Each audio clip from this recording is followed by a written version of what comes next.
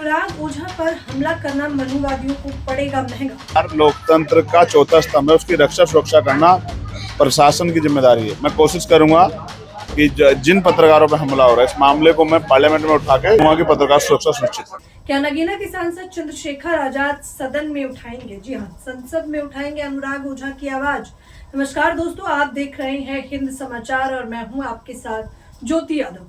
मैंने आपको खबर बताई थी कि किस प्रकार से सोशल एक्टिविस्ट अनुराग ओझा जो SC/ST OBC माइनॉरिटी के लिए बेधड़क होकर बोलते हैं, सरकार पर आए दिन हमलावर रहते हैं, सरकार से तमाम सवाल करते हैं, फिर वो चाहे महंगाई हो, बेरोजगारी हो, महिला सुरक्षा की बात हो, वो तमाम ऐसे मुद्दों को जो जनता से जुड़े हैं उठाते हैं। लेकिन बीते कुछ दिनों से खबर आ रही थी कि किस प्रकार से अनुराग ओझा बिहार गए हुए हैं और बिहार के पटना जंक्शन पर जब वो रिपोर्टिंग कर रहे थे उसी दौरान अचानक से कुछ लड़के आते हैं और उन पर हमला कर देते हैं। सिर्फ हमला ही नहीं करते बल्कि यहाँ तक कहते हैं कि 2 दिन के अंदर तुझे चाकू से मार देंगे। तो सीधा जाति सूचक बोलते हैं कि तुम मुल्ला हो, कटुआ हो और ये चुटिया और ये बद्धी कटवा दो, तुम्हें सब रखने का कोई अधिकार नहीं। अनुराग ओझा के सामने तमाम जाति सूचक शब्द बोले जाते हैं, वहां भीड़ लग जाती है, जमावड़ा जत्था उमड़ जाता है। लेकिन इसके बावजूद बिहार की सरकार यानी कि बिहार का प्रशासन इस पूरे मामले पर FIR दर्ज नहीं कराता है। मैंने आपको ये भी बताया था कि किस प्रकार से इस पूरे मुद्दे पर नगीना के सांसद चंद्रशेखर आजाद न केवल बोलते हैं बल्कि CM से सवाल भी करते हैं, नीतीश बाबू की सरकार से भी सवाल करते हैं।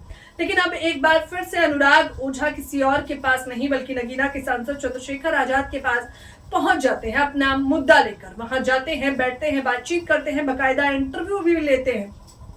पूरे हादसे की जानकारी तो चंद्रशेखर आजाद को थी ही। चंद्रशेखर आजाद भी उन्हें इंटरव्यू के दौरान, बातचीत के दौरान यह आश्वासन देते हैं कि आप बेफिक्र रहिए, आप पे आगे से ऐसा हमला नहीं होगा। लेकिन यह हमला दर्शाता है कि किस प्रकार से सरकार सुरक्षा देने में फेल है। वो कहते हैं कि आप तो सोचिए, आप तो सजातीय से हैं यानी कि श्रमण समाज से संबंध रखते हैं, बावजूद इसके ये सरकार किसी की सगी नहीं है। जिस पर अनुराग ओझा भी सवाल करते हैं कि क्या SC/ST OBC के लिए बोलना घातक है, क्या मुझे जान से हाथ धोना पड़ेगा? तो चंद्रशेखर आजाद कहते हैं जी नहीं, आप घबराइए मत, आप बिल्कुल भी मत डरिए, ऐसा बिल्कुल नहीं होने वाला है। आप एक काम करिए बस कि मेरे साथ एक फोटो डाल दीजिए, मनुवादी खुद ब खुद डर जाएंगे। सिर्फ यही नहीं, अनुराग ओझा के 2-3 मिनट के इंटरव्यू में चंद्रशेखर आजाद सरकार पर हमलावर होते हैं और सच्चाई को उजागर करते हैं। और सिर्फ यही नहीं, कहते हैं कि आप बस हमारे लोगों की निगरानी में रहिए, यानी कि आजाद समाज पार्टी के लोगों की निगरानी में रहिए, आपका बाल भी बाका नहीं हो सकता। तो देखिए कि किस प्रकार से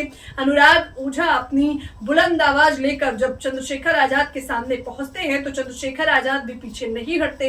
ये पूरा इंटरव्यू बिहार का बताया जा रहा है, जिसमें चंद्रशेखर आजाद ये दावा कर देते हैं कि मैं पत्रकारों की सुरक्षा के लिए भी सदन में सवाल उठाऊंगा। क्योंकि जिस प्रकार से आपने देखा दोस्तों कि बीते कई सालों से खबरें निकलकर सामने आ रही हैं कि यहाँ इस देश में, भारत में SC/ST OBC लोगों की आवाज उठाना, निष्पक्ष पत्रकारिता करना कितना गंभीर हो गया है। पत्रकारों की जान जा रही है, निष्पक्ष होकर पत्रकारिता करने से आप जान से हाथ भी धो बैठते हैं। इसी खबर को उठाते हुए चंद्रशेखर आजाद ने भी आश्वासन दिया है, सदन में उठाने का भी वादा दिया है। लेकिन अनुराग ओझा पर हुए हमले की चंद्रशेखर आजाद ने एक बार फिर से कड़ी निंदा की है। हम भी इसकी निंदा करते हैं।